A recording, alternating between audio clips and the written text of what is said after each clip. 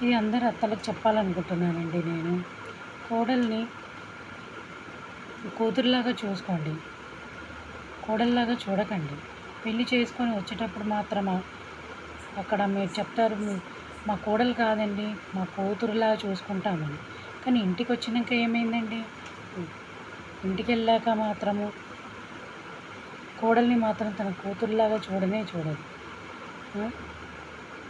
మీరు కూడా ఒకసారి ఆమెకి ఛాన్స్ ఇవ్వండి. కూతురులాగా తప్పకుండా మీరు చూసుకుంటే ఆమె కూడా మిమ్మల్ని అత్తగారిలా కాకుండా అమ్మలాగా చూస్తుంది.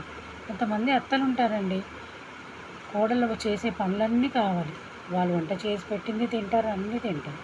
కానీ వాళ్ళు మాత్రం ఇష్టపడరు. హ్మ్. ఇలా ఎందుకండి? మారండి. మారి ఇక మీదట మీరు కూడా మీ కోడలిని కూతురులాగా చూడండి. కోడల్లాగా చూడకండి. ఇది అందరి అత్తలకండి.